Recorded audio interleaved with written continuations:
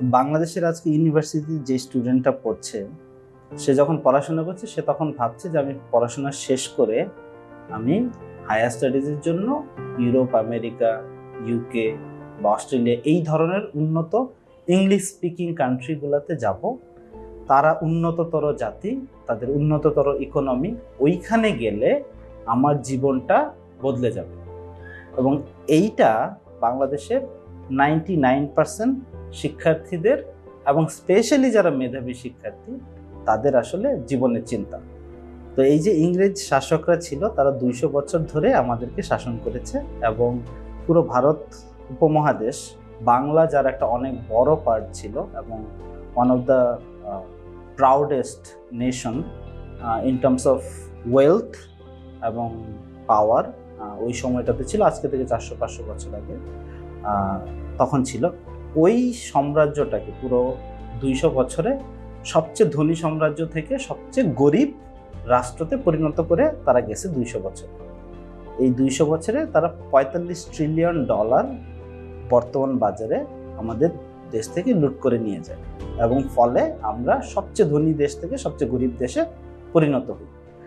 এটা না যতটা ক্ষতি করেছে তার চেয়ে অনেক বেশি যে ক্ষতিটা করেছে সেটা হচ্ছে আমাদের ভেতরে এমন একটা মাইন্ডসেট ঢুকিয়ে দিয়ে যাওয়া, সেটা কিনা যে ওই যে ইংরেজরা, ওই যে ইংরেজি ভাষাভাষীরা, ওই যে ইউরোপিয়ানরা, ওরাই বুঝি আমাদের চেয়ে উন্নততর জাতি, আমাদের চেয়ে সভ্যতর জাতি।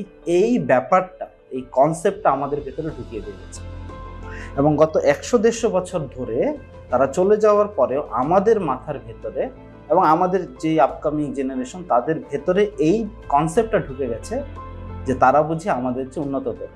এবং এই কারণেই আমরা সুযোগ থাকলে চেষ্টা করি সেই দেশটাতে, সেই জাতির কাছে যেতে যারা কিনা আমরা মনে করি আমাদের চেয়ে উন্নততর। এবং এইটাকে শর্ট টার্মে বলে কলোনিয়াল হ্যাংওভার। ইংরেজরা চলে গেছে অনেক আগে, কিন্তু তারা যে মাইন্ডসেট আমাদেরকে দিয়ে গেছে সেটা এখনো যায়নি।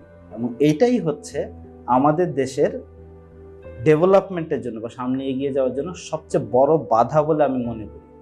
তো আমি যখন শিশুদের জন্য লেখালেখি করা শুরু করলাম, তো আমাদের মূল উদ্দেশ্য প্রথম থেকেই ছিল যে কিভাবে আমরা শিশুদেরকে ভবিষ্যতের জন্য তৈরি করতে পারি, কি এমন গল্প বললে, কি লেখার মাধ্যমে কিভাবে আমরা বাচ্চাদের ক্রিয়েটিভিটি, প্রবলেম সলভিং, তাদের ভ্যালুজ, এমপ্যাথি, এই ব্যাপারগুলো আসলে কিভাবে তৈরি করা যায়, এটাই ছিল এখন পর্যন্ত আমার লেখার বা গল্পের মূল প্রতিপাদ্য বিষয়। সেটা করতে যেই ধীরে ধীরে যে রিয়েলাইজেশনটা হলো যে আচ্ছা, একজন লেখক হিসেবে আমি যখন এই ধরনের গল্প লিখছি, এই ধরনের কথা শিশুদেরকে বলছি, তারা আশা করা যায় যারা নিয়মিতভাবে এই বইগুলো, গল্পগুলো পড়বে, তারা অবশ্যই মানুষ হিসাবে একটু ভালো মানুষ হবে, তারা একটু ক্রিয়েটিভ হবে, তাদের প্রবলেম সলভিং স্কিলটা বেটার হবে। কিন্তু এরা যখন বড় হবে এবং তাদের যখন সুযোগ হবে দেশ ছেড়ে অন্য দেশে এবং বিশেষ করে পশ্চিমা বিশ্বের দেশগুলোতে যে পড়াশোনা করার, এখান থেকে শেখার, সে যদি আর ফেরত না আসে, তাহলে আসলে কি আমার দেশের কোনো উপকার আসবে?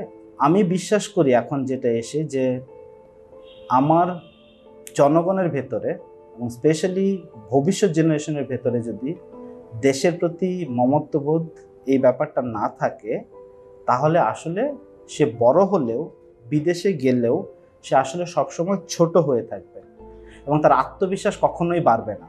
সে কখনো প্রাউড ফিল করবে না যে আমি বাংলাদেশের মানুষ, কখনো সে প্রাউড ফিল করবে না আমি বাঙালি।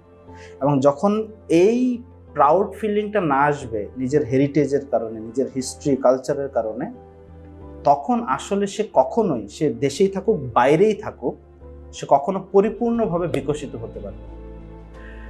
এবং এই চিন্তা থেকেই আসলে আমার মনে হয়েছে যে এমন কিছু গল্প বলা দরকার শিশুদের জন্য এবং টু সাম এক্সটেন্ট আসলে আমাদের জন্য, আমরা যারা অভিভাবক আছি তাদেরও জানা দরকার যে কিভাবে আসলে আমরা শিশুদের ভেতরে এই মেসেজগুলো আমরা পৌঁছে দিতে পারি যে একটা সময় ছিল যখন বাংলাদেশ, তখন তো আর বাংলাদেশ ছিল না, তখন বাংলা বলতো। আজকে থেকে 400-500 বছর আগে যখন বাংলা ছিল ওয়ার্ল্ডের সবচেয়ে ধনী নেশন এবং সবচেয়ে পাওয়ারফুল নেশনগুলোর ভেতরে একটা, কিভাবে সেই নেশনটা ধীরে ধীরে সবচেয়ে গরিব দেশে পরিণত হলো, এই হিস্ট্রিটা আসলে জানা দরকার।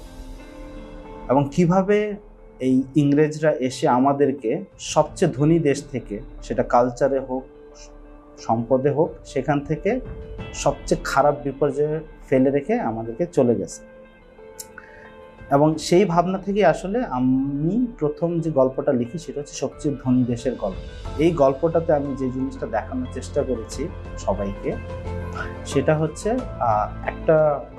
একজন পাঠক বা একজন শিশু যখন বইটা শুরু করতে যাচ্ছে গল্পটা, তখনই সে দেখছে, তাকে বলা হচ্ছে যে আজকে থেকে 400 বছর আগে তুমি যদি টাইম মেশিনে করে বর্তমান যে ঢাকা আছে সেটা 400 বছর আগে যেতে, তাহলে দেখতে সেই ঢাকাটাকে কেমন, দেখতে সেই বাংলাদেশটাকে।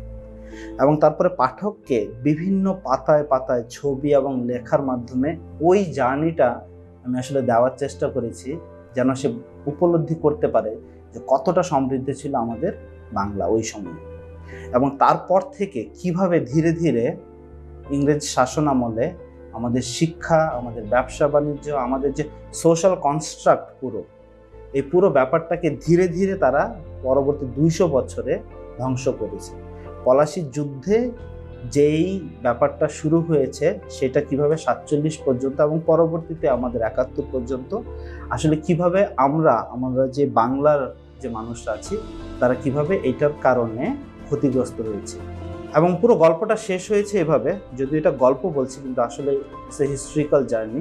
যারা পড়ছে পাঠকদেরকে আমি বলছি যে একটা সময় তাহলে এরকম ছিল এবং কিভাবে তাহলে আমরা আবারও ওরকম একটা সময় যেতে পারি। এই কল টু অ্যাকশনটা দিয়ে আসলে গল্পের বইটা শেষ হয়েছে।